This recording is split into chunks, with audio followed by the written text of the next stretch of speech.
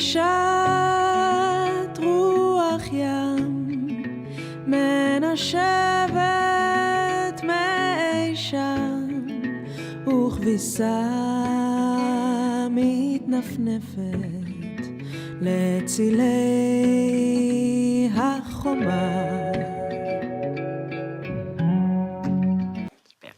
Je m'appelle Éléonore Merzia-Bronstein et donc je prends aujourd'hui la parole au nom d'AJAB, l'Alliance juive antisioniste en Belgique, qui a un collectif composé d'activistes francophones et néerlandophones. Je tiens d'abord à souligner l'excellence belge. On a beau être un tout petit pays, mais parmi les organisations des 16 pays, il y a quand même 3 organisations belges, juste pour le record. Nous sommes 3 organisations juives en Belgique dans ce nouveau network, mais ce n'est qu'un début. Ce n'est qu'un début parce que je crois que le moment que nous vivons aujourd'hui est un moment historique. Le temps de l'isolement est terminé. Le temps où nous étions considérés comme des voix marginales et pas représentatives est terminé. Nous sommes déterminés à peser dans le débat public, à venir vous bousculer. Nous sommes déterminés à faire entendre que nous refusons à Israël la centralité de nos existences. Nous refusons qu'Israël mène en notre nom un projet colonial de nettoyage ethnique depuis plus de 76 ans en Palestine. Nous reconnaissons enfin, que la création d'un État-nation juif en Palestine historique a entraîné une injustice contre le peuple palestinien, injustice qui perdure aujourd'hui et dont Gaza est probablement un des épisodes historiques les plus violents. Quand le sionisme nous incombe à rentrer à la maison, et c'est peut-être aussi pour cela qu'il est soutenu par toutes les extrêmes droites populistes au pouvoir, notamment en Europe, celle-là même qui a exterminé nos ancêtres, nous pensons au contraire que nous pouvons faire communauté partout, au-delà des frontières nationales héritées des empires coloniaux. Notre judaïsme, celui que nous proposons, construit des ponts plutôt que des murs, car comme le rappelait Angela Davis, les murs renversés deviennent des ponts. Et c'est justement parce que nous sommes juifs fiers de notre histoire, que nous nous tenons sans équivoque aux côtés du peuple palestinien. Notre judaïsme nous invite à être solidaires des peuples opprimés partout dans le monde, mais aussi ici, là où nous habitons, là où nous militons, là où nous faisons communauté, et de nous rappeler que la justice et l'équité reposent aussi sur la reconnaissance et la lutte contre les systèmes de discrimination, contre le racisme structurel et le legs colonial de nos sociétés aussi. J'aurais aimé me tenir devant vous aujourd'hui pour simplement célébrer Rosh Hashanah, la nouvelle année juive 5785, et partager avec vous l'espoir d'une année bonne et douce, les Shana Tova Umetuka. Mais il ne s'agit pas que d'un souhait, il s'agit surtout d'un devoir d'introspection. Les 10 jours qui séparent Rosh Hashanah de Yom Kippour, on les appelle les Yamim Noraim, les jours redoutables. Ces jours nous intiment à réfléchir à nos actes, à notre mobilisation de tous les jours et à nous demander comment nous allons nous faire pardonner. Mais comment demander pardon lorsque l'indicible est mené en notre nom? Comment demander pardon quand le génocide à Gaza est permis et soutenu, y compris financièrement et moralement, par de nombreuses institutions juives? Nous devons faire notre part du travail, mais vous devez aussi faire votre part du travail. Je voudrais m'adresser ici, notamment aux députés qui nous ont invités. Merci à vous de nous avoir ouvert cet espace. Mais je voudrais aussi m'adresser aux citoyennes et aux citoyens parce qu'il n'y a pas de petite action. Ne laissez plus les soutiens d'Israël dans leur acceptation la plus large, allant de la gauche institutionnelle à l'extrême droite, le terrain de la lutte contre l'antisémitisme. Refaites-en un enjeu d'antiracisme politique. Ne les laissez pas non plus piétiner la mémoire de nos morts. Rejetez tout amalgame entre antisionisme et antisémitisme. L'antisémitisme est un racisme, l'antisémitisme est un délit, l'antisionisme est une critique politique légitime d'un État colonial qui bafoue le droit international depuis 76 ans. Le sionisme est non seulement une injustice historique faite aux Palestiniens, mais le sionisme nous met toutes et tous en danger. Israël commet des crimes contre l'humanité, mène une guerre régionale qui entraîne toute la communauté internationale avec elle. Il nous met, nous aussi, juifs et juives, en danger puisqu'il prétend parler en notre nom.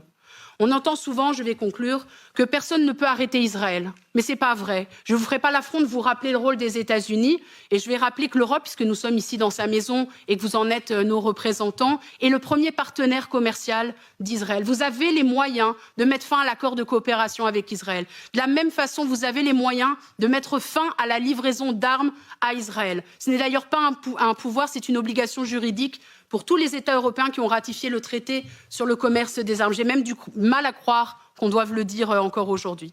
Il y a tout un tas d'actions qui permettraient aux États européens de traduire en actes leur indignation et leur soutien à la Cour internationale de justice. Je voudrais conclure en disant que jamais dans l'histoire, des privilégiés n'ont abandonné leurs privilèges sans avoir été contraints de le faire.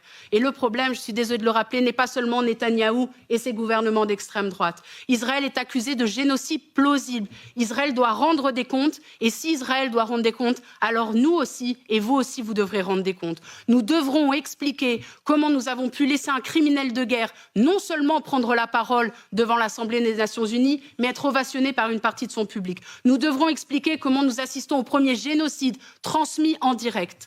Presque un an, j'ai du mal à croire que nous en sommes encore à exiger la plus basique et finalement la moins contraignante des demandes, à savoir un cessez-le-feu immédiat et permanent. Aujourd'hui, c'est une promesse que nous devons vous faire, celle de notre détermination et de notre engagement.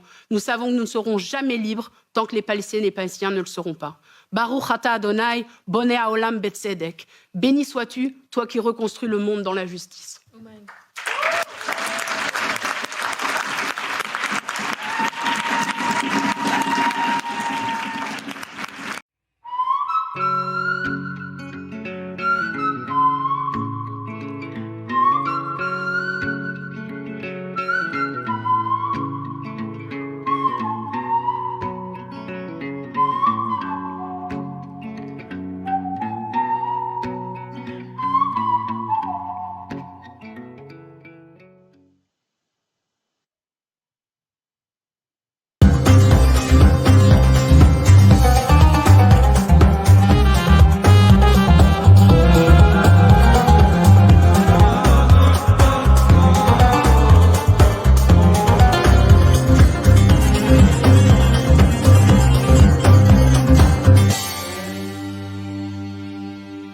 Dire que l'antisionisme est une forme d'antisémitisme, pour moi, c'est ma culpabilité en tant qu'enseignant. C'est-à-dire, on n'a pas fait notre travail. On n'a pas réussi à expliquer aux gens qui disent ça que l'antisionisme, ça a d'abord été une idée juive. C'est l'échec scolaire. Je pense qu'il y a plein de raisons d'être antisioniste, mais parce que je suis juive, oui, c'est une raison de plus d'être antisioniste. Le sionisme a kidnappé le judaïsme. C'est une OPA sur le judaïsme. Le sionisme tourne le dos sur tous les plans à 2000 ans d'histoire juive, ou en tout cas à 200 ans d'histoire juive depuis le début de l'émancipation en Europe. Le sionisme, au départ, a dit il y a 120 ans, c'est une théorie de la séparation. Ils ont dit juifs et non-juifs ne peuvent pas vivre ensemble. Ça, c'est le contraire de toute ma raison de vivre. C'est vrai que la création de l'État d'Israël vient de l'antisémitisme en Europe. Ça a fabriqué des sionistes, d'une certaine façon, qui étaient assez minoritaires dans le mouvement juif. Mais hélas, les antisionistes sont morts. Le sionisme, pour moi, est la question de la séparation du monde en races. Donc, mon judaïsme dit qu'au contraire, le juif, c'est le juif errant, le juif de la diaspora. Le sionisme politique, finalement, n'a rien à voir avec le judaïsme. C'est du racisme. C'est dire que juifs et non-juifs ne peuvent pas vivre ensemble. C'est un mouvement, c'est une idéologie politique. Et donc l'antisionisme, c'est une critique de cette idéologie et de ce mouvement. Bien sûr, c'est compliqué, puisqu'il y a des antisémites qui se cachent derrière l'antisionisme, on ne va pas le nier, mais de manière générale, non. L'antisionisme, c'est une position politique qui refuse la séparation des juifs des autres citoyens du monde. On ne peut pas comparer l'antisémitisme avec l'antisionisme. Pour moi, c'est une escroquerie politique complète. Déjà, le sionisme n'est pas une race, c'est pas un peuple, c'est pas une ethnie, c'est une idéologie politique. D'ailleurs, je ne pense pas que Israël était une solution au problème juif. Cette déclaration que l'antisionisme, c'est de l'antisémitisme, est un mensonge de propagande, purement et simplement. Il peut y avoir des antisionistes qui sont antisémitistes, on le sait, mais l'antisionisme n'est pas en soi antisémite. Je pense qu'il faut se battre radicalement contre cette idée, en fait. C'est une idée fausse, c'est une idée qui est la victoire du mouvement sioniste qui veut que tous les juifs doivent aller vivre en Israël. L'antisionisme est antiraciste, le sionisme est raciste. Je dirais même que le sionisme est antisémite. Dans l'histoire du sionisme, à aucun moment, le sionisme n'a combattu l'antisémitisme en Europe. Il s'en est toujours nourri. Le sionisme est un crime contre les Palestiniens et un suicide pour les Israéliens et pour les Juifs en général. Jeune, j'ai été sioniste. J'ai admiré les kibboutz. J'ai admiré le socialisme. D'accord, le socialisme, pour moi, c'est pour tout le monde. C'est pas pour juste les Juifs. Être antisioniste, c'est de s'opposer à la logique de la politique israélienne qui est de créer un État juif en Palestine aux dépens des autres habitants, aux dépens des Palestiniens. De ce fait, le sionisme comme phénomène politique est intrinsèquement une politique raciste parce qu'il dénie les droits du peuple qui veut le remplacer sur cette terre. Si, effectivement, le sionisme, ça signifie préserver le caractère juif d'un État, alors là, oui, je me déclare antisioniste. Ça me dérange beaucoup d'entendre l'association parfois automatique qui est faite entre antisionisme et antisémitisme. Ce qui me semble beaucoup plus grave, c'est quand un État, Israël, et ceux qui le soutiennent, des institutions, des personnalités, font cette confusion sciemment et au final alimentent les préjugés et alimentent l'antisémitisme. Pour moi, l'antisionisme, ce n'est pas de l'antisémitisme, forcément. Alors évidemment, il y en a qui se cachent derrière, qui mélangent adroitement les deux pour dire qu'ils sont antisionistes mais pas antisémites. Par contre, moi, je fais vraiment la différence parce que justement, j'ai compris que je pouvais être antisioniste et pas antisémite. Les faux amis de l'antisionisme, il y en a partout. Il y a effectivement les gens de droite, les Soral et tout ça, mais il y a aussi dans le mouvement de solidarité, des gens qui ont des choses à régler avec le passé antisémite de la France et qui se payent ce luxe sur le dos des Palestiniens. Il y a des faux amis du féminisme, il y a des faux amis de l'antiracisme, il y a des faux amis des juifs, il y a des faux amis des antisionistes. Quand j'entends que l'antisionisme est une forme d'antisémitisme, je suis révoltée parce que c'est une façon d'interdire la critique du sionisme. C'est une grosse ficelle, tellement grosse qu'ils n'y croient pas eux-mêmes. C'est un moyen rhétorique pour éviter toute discussion autour des politiques israéliennes et de disqualifier celui qui porte la critique d'Israël. Je crois que les gouvernements israéliens successifs ont fait un travail absolument formidable de lavage de cerveau, de lessivage de cerveau, et que effectivement aujourd'hui on ne peut plus ouvrir la bouche pour critiquer le gouvernement israélien sans se faire traiter d'antisémite. Et c'est la seule raison qui me fait aujourd'hui militer en tant que juive. Je ne suis pas antisémite, je suis antisioniste. C'est quelque chose que je combats au même titre que toute forme d'oppression. À chaque fois qu'on fait une intervention publique, je suis très mal à l'aise parce qu'il y a toujours à la fin quelqu'un qui vient vous voir et qui vous dit « Je suis content que vous ayez dit ce que vous avez dit. Il n'y a que vous qui avez le droit de le dire, moi je ne peux pas me permettre. » C'est-à-dire qu'il y a dans la société française aujourd'hui, je ne parle que d'elle, une sorte d'omerta, je ne sais pas comment le dire. Les gens ont l'impression que critiquer Israël quand on n'est pas juif va immédiatement amener une accusation d'antisémitisme. C'est une régression du débat social, du débat public. Je ne me suis pas sentie anti-française quand j'ai milité pour les droits du peuple algérien. L'antisionisme, c'est une forme d'anticolonialisme, c'est une forme d'antiracisme. Le combat antiraciste et le combat antisioniste, c'est le même. Pas besoin des Juifs pour être antisioniste non plus. J'étais contre l'apartheid en Afrique du Sud, je ne suis pas noir, je ne suis pas sud-africain, et pourtant je me suis opposé à ce régime parce que c'était un régime raciste, et ça ne me va pas, le racisme. Donc que je serais né dans une autre famille que la famille juive dans laquelle je suis né, je me serais opposé au sionisme quand même.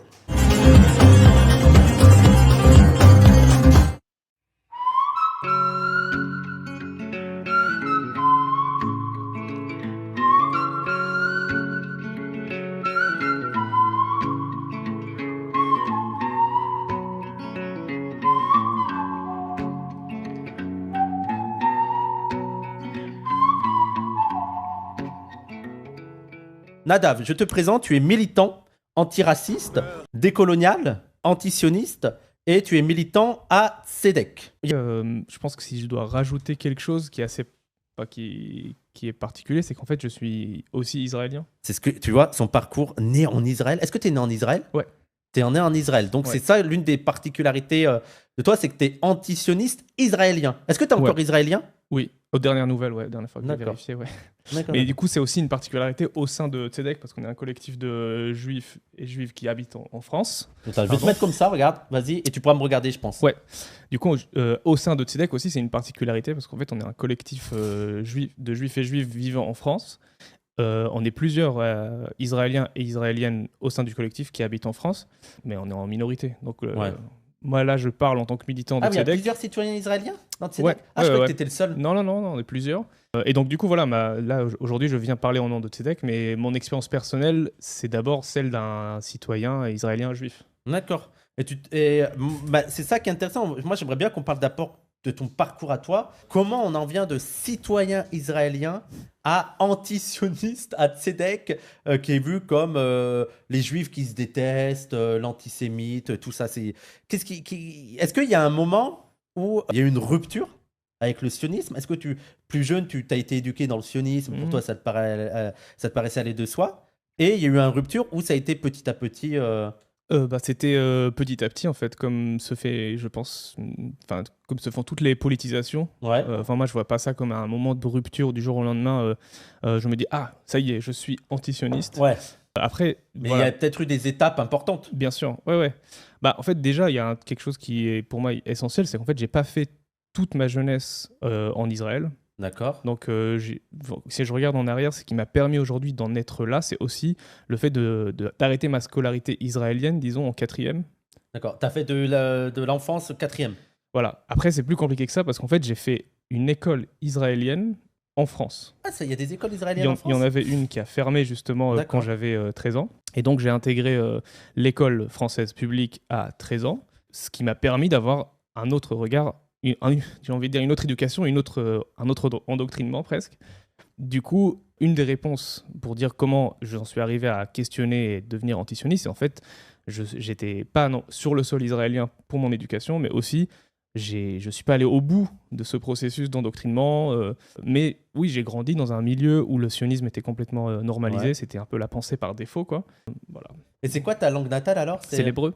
Et tu parles encore hébreu et tout? Oui, bien sûr, ouais. Putain, je t'ai jamais entendu parler hébreu. Dis, parle un peu hébreu au chat, dis comment ça va le chat, j'espère que vous allez bien, on va passer un bon moment. ערב טוב לכולם, אני מקווה שאתם נהנים על התחנה של ויסאם, ותיתנו כסף.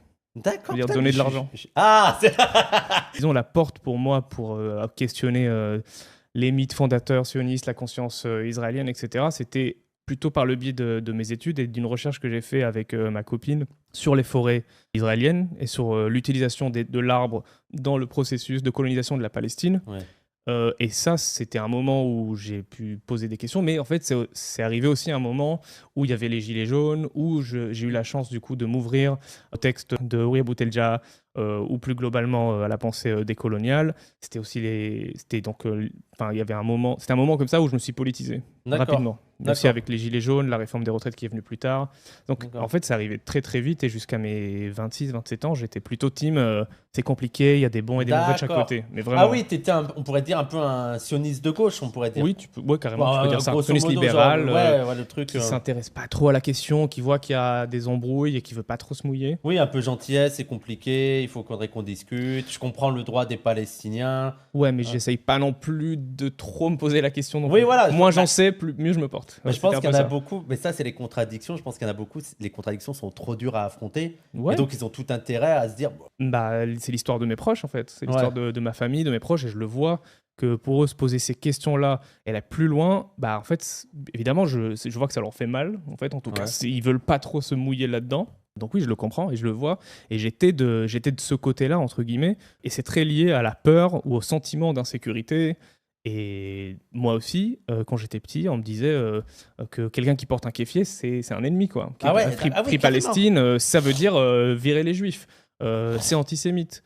Donc, en fait, je vois d'où ça vient, je vois comment ça se construit. Et j'essaye justement, et en fait, à Tzedek, on essaye justement d'intégrer ça à notre lutte, c'est-à-dire de comprendre en fait que les Juifs sont endoctrinés en quelque sorte dans ce récit-là en fait qui assimile Israël au judaïsme, le sionisme. Donc toi, tu as grandi dans l'idée que être un peu pro-palestinien, c'est déjà être un peu antisémite. Oui.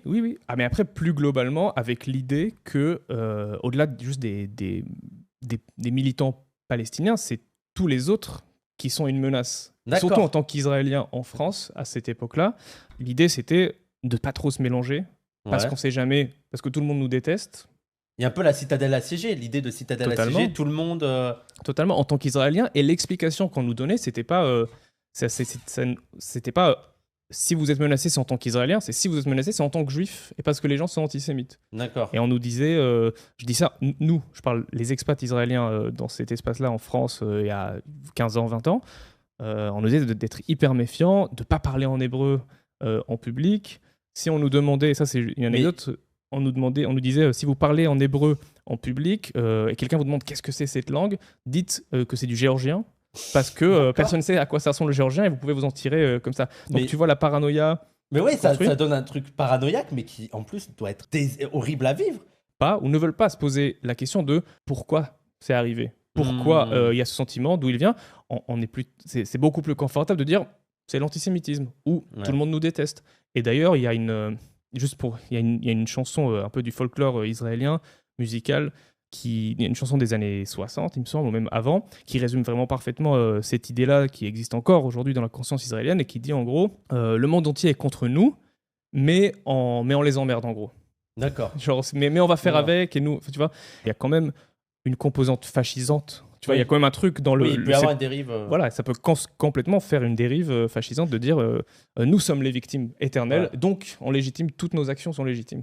Tu vois. Mais que du coup, la rupture, elle a aussi été faite parce qu'à 18 ans, je n'ai pas fait le service militaire, qui Ouais. était obligatoire, et donc je suis revenu citoyen en France. En fait, D'accord. je suis reparti en Israël pour faire mon service militaire.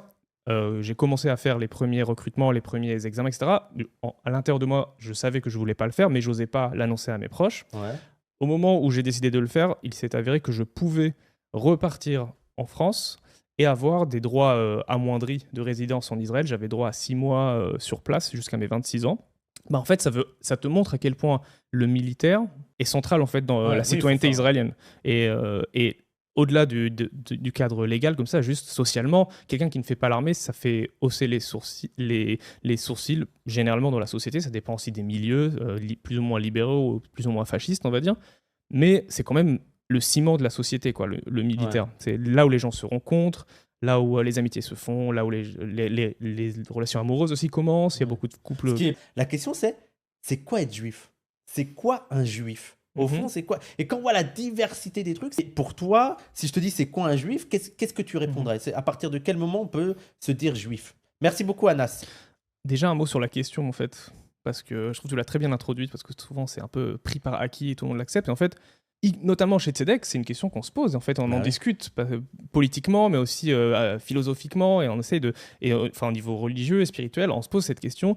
Et un camarade de Tzedek nous a dit en fait, quand on en parlait récemment, il disait cette question-là, il faut être un peu fou pour la poser, et il faut être encore plus fou pour essayer d'y répondre. Voilà, donc c'est un peu une façon, je pense, d'introduire la question et de dire à quel point que tu as raison, en fait, c'est une question compliquée. Je note les questions. Et pourquoi c'est une question compliquée? Parce qu'en fait, elle renvoie à plein d'autres choses, en fait. Elle renvoie à plein d'autres choses parce que l'histoire juive, l'identité juive, le judaïsme, en fait, a une histoire diversifiée, compliquée, qui est en fait ce qui va à l'encontre en fait, de l'acceptation qu'on a aujourd'hui de ce qu'est être juif. Parce qu'en fait, aujourd'hui, ce qui est communément admis, c'est une vision restrictive, nationalisante, qui normalise le sionisme du judaïsme et de la religion. En fait, l'histoire qu'est-ce que c'est être juif? En fait, si j'essaye de répondre à cette question, je vais plus vous donner réponse de ce que je suis et d'où je viens, parce qu'en fait, la réponse dépend du contexte. En fait. Oui, parce qu'en fait, les communautés juives, de par l'histoire, en fait, elles étaient ce qu'elles étaient par rapport à leur contexte. Et d'ailleurs, elles se sont toutes développées, construites en rapport à l'environnement, qu'il soit hostile ou non. En fait, par contre, oui, elles ont des choses en commun. Elles ont le rapport au texte rabbinique, à une certaine tradition, mais celle-ci, en fait, elle est influencée, elle se construit par rapport à leur contexte. Et donc voilà, si moi je devais répondre aujourd'hui à cette question, forcément je ne vais pas dire je suis Nadav, je suis juif. En fait, je suis Nadav, je suis juif, je suis israélien, je suis aussi militant antisioniste. J'habite en France, un État raciste au XXIe siècle, et donc ma réponse que je vais donner, elle va forcément être influencée avec ça. Et pourquoi toi tu te définis comme juif? Alors, pour plusieurs raisons. Parce qu'en fait, tout d'abord... Ça fait agressif, je suis désolé. Pourquoi tu te définis comme juif? Vas-y. Oh. Pourquoi t'es juif? Alors, pour commencer à répondre à ça, c'est parce qu'en fait, j'ai un rapport à une communauté juive qui se définit en tant que juive et aussi qui est définie par les autres comme juive. Voilà. Donc je pense que ça, c'est un bon début de réponse, de dire qui est juif? Quelqu'un qui a quelque chose à voir avec une communauté juive, qui se définit comme tel, et qui se définit comme tel par rapport à la tradition juive religieuse. Mais c'est pas que ça. Voilà. Après, moi, par exemple, en tant que militant antisioniste juif, je m'identifie comme juif, ou en tout cas, je vois dans le judaïsme un corpus en fait d'idées, de pratiques, de croyances que je perçois comme révolutionnaires, en fait, qui peuvent être un véhicule d'idées révolutionnaires, que ce soit par rapport à la notion d'exil, de diaspora, par une opposition à l'idée d'injustice, de nationalisme, de frontières. Mais je conçois que cette religion, elle peut aussi être complètement l'inverse, en fait. Ça veut dire qu'il y a une interprétation de la religion qui peut justement être le véhicule d'oppression, de colonialisme, comme on le voit avec le sionisme. Et par contre, comme j'habite en France au XXIe siècle, je ne peux pas nier le fait que être juif, c'est aussi être la cible d'une racialisation. Bien sûr. Et donc, c'est aussi, ton identité est aussi définie comme ça, disons négativement, par l'antisémitisme et par le racisme. C'est une de Sartre qui dit que c'est l'antisémitisme qui crée le juif. En tout cas, dans le contexte moderne occidental, oui. Enfin, c'était pas la même. Cette question, cette affirmation ne peut pas avoir, n'a pas la même réponse à une autre période, à un autre endroit du temps. En tout cas, elle serait différente.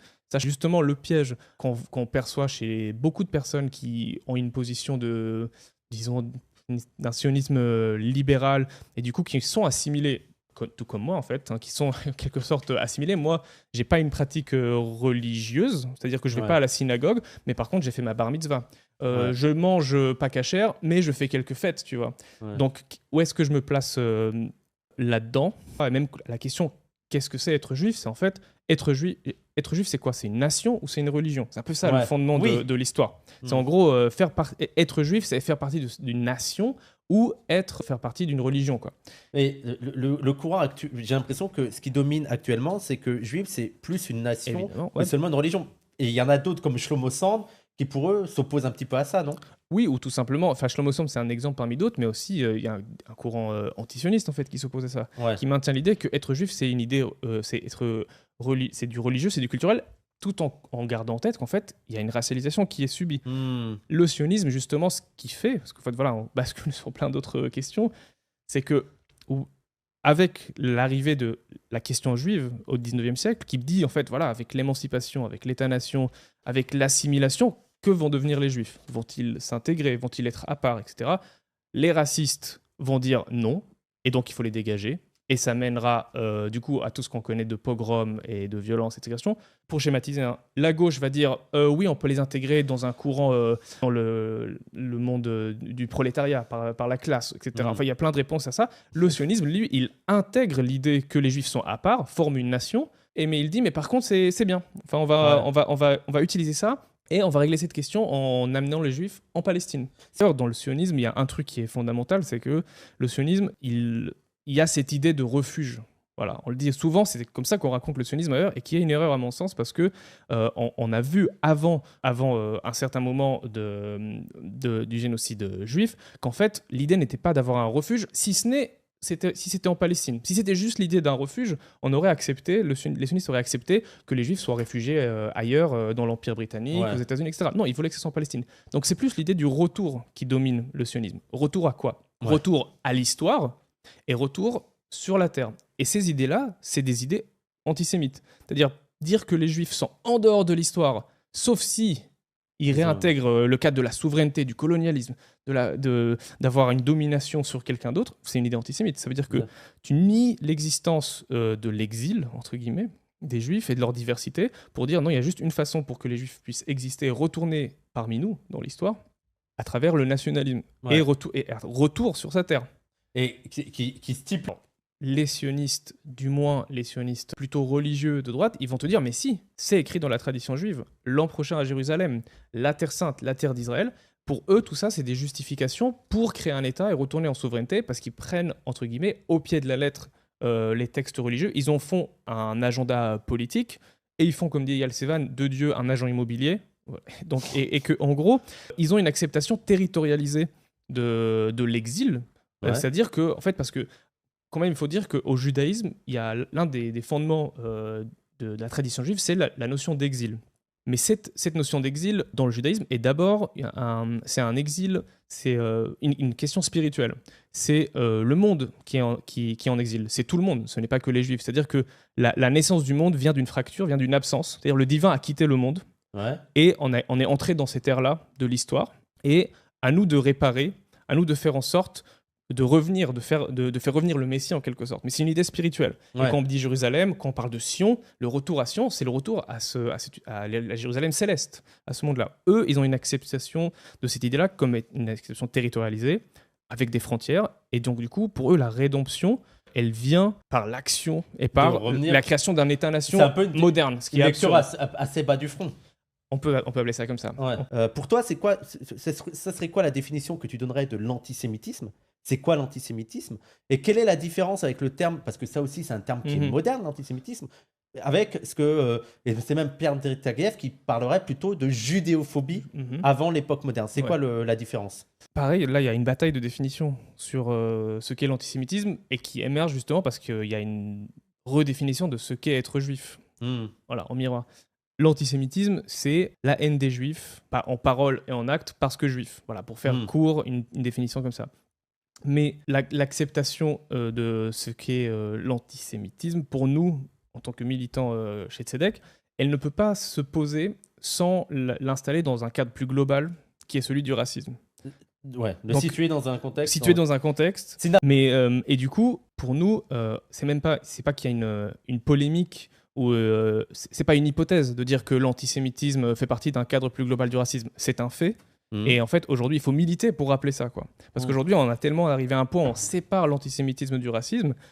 Il y a des organisations, des personnalités, parfois plus ou moins inconsciemment, ils le font. Et entre le racisme et l'antisémitisme. Voilà, exactement. Ils séparent les deux.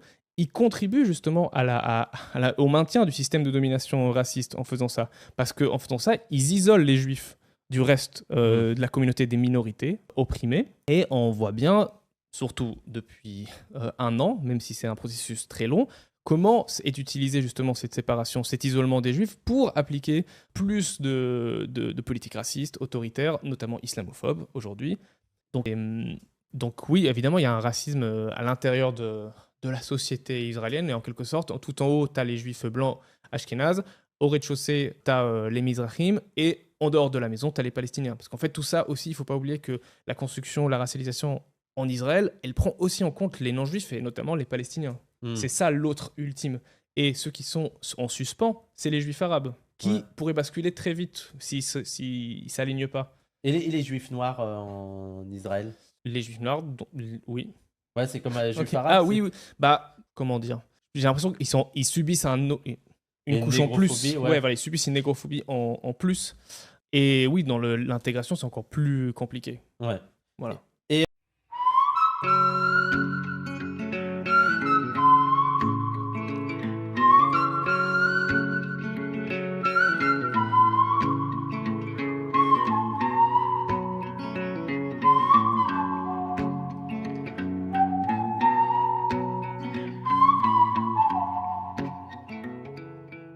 Pas des juifs, je dis ce sont des judaïstes. Nous sommes des juifs. Nous qui sommes les continuations d'une vision d'un judaïsme humaniste, d'un judaïsme qui se considère dans lequel être en exil, être en diaspora n'est pas une situation pas normale, mais c'est notre normalité. Être toujours des côtés des opprimés et des luttes pour la justice, ça c'est notre judaïsme. Eyal Sevan est un fervent défenseur de la cause palestinienne à laquelle il a consacré une très grande partie de sa vie. Réalisateur, essayiste et enseignant, il a réalisé une quinzaine de documentaires, dont Route 181, Iscor, les esclaves de la mémoire ou encore Jaffa, la mécanique de l'orange. Le rideau se lève, l'auditoire se tait. L'épopée des Jaffa va vous être contée. À travers ses œuvres cinématographiques et ses ouvrages, Eyal Sivan aborde la colonisation des territoires palestiniens et l'instrumentalisation de la mémoire en Israël pour justifier l'injustifiable, la mort de plus de 42 000 Palestiniens depuis le 7 octobre. Israël n'est pas différente au niveau de l'utilisation de la mémoire d'autres pays. Sauf que le problème avec Israël, c'est que la majorité des États du monde, occidental bien sûr, mais certains aussi des pays du Sud, acceptent Israël en étant l'héritier de la mémoire juive. Et ça, c'est un abus double.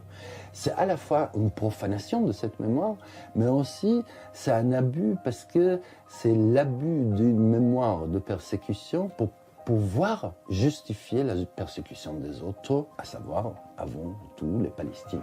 Pendant de nombreuses années, Eyal Sivan a été la cible de campagnes de dénigrement et d'intimidation en raison de ses prises de position antisionistes.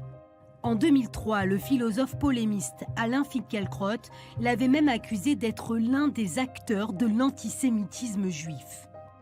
À force de considérer que tout est de l'antisémitisme, tout critique d'Israël, critique de la colonisation, que quand on dit une chose qui ne convient pas, qu'on prend une position, quand tout est de l'antisémitisme, ils sont eux-mêmes en train de bafouer, de profaner et de réduire à néant l'idée même de l'antisémitisme. Je suis antisioniste et je revendique mon antisionisme. L'antisionisme est une prise de position politique. L'antisémitisme est une vision raciste de choses. Eh bien, venir et transformer une position politique dans une version raciste n'a qu'un but, c'est délégitimer la personne qui en parle. C'est ça les buts, c'est-à-dire c'est nous mettre, m'accuser de l'antisémitisme, c'est me mettre de côté de raciste et donc essayer de délégitimer. Eyal Sivan est par ailleurs partisan de la solution à un État, celle de deux États est selon lui bien trop illusoire. La solution de deux États ne répond pas aux grands problèmes de ces conflits. La solution de deux États ne répond pas à la question de retour des réfugiés palestiniens. Ils vont retourner où? Ou ils auront les droits de retour où? À l'État palestinien? Et s'ils sont originaires de Haïfa? Et s'ils sont originaires de Bir Sabra au sud? Et s'ils sont originaires de Jaffa? Pourquoi ils n'auront pas les droits de retourner? Une chose que les deux États ne répondent pas, c'est la question des réfugiés. La deuxième, c'est la question des ressources naturelles. On ne coupe pas les ressources naturelles au milieu. Tout. Forcément, il faudra qu'il y aura deux États. Et la troisième chose que les deux États ne répondent pas, les deux États n'abolissent pas les régimes sionistes, n'abolissent pas l'État ethnique, militaire ou religieux qui est l'État d'Israël. C'est-à-dire, les deux États, c'est en réalité une façon de dire oui, si vous voulez, continuer à être un État raciste, continuer à être un État d'apartheid, continuer à pouvoir opprimer et discriminer votre majorité.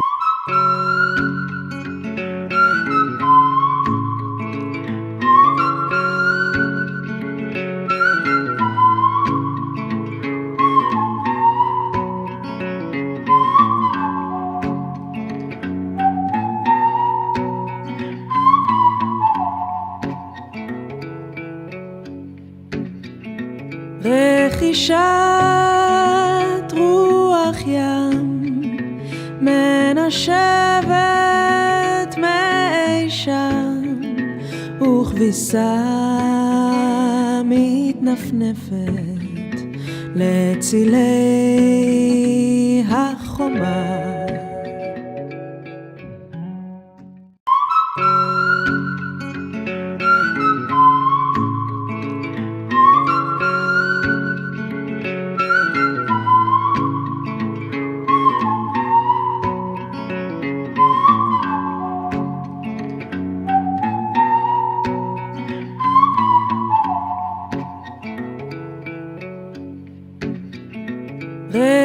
מנשבת רוח ים, מנשבת מי שם, וכביסה מתנפנפת לצילי החומה.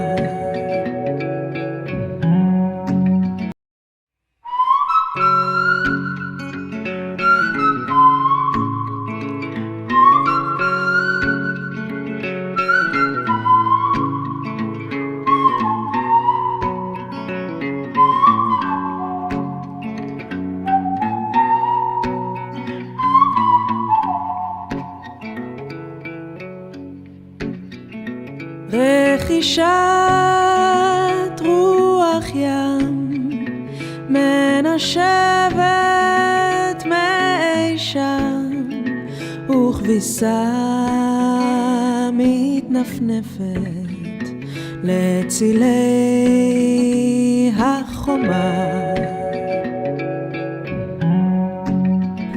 بين الأرض والسماء ناس كتير بعيشوا سوا، ما تخافوا تحلموا بالسلام والأمان. מתי שמחה פחד ושבתי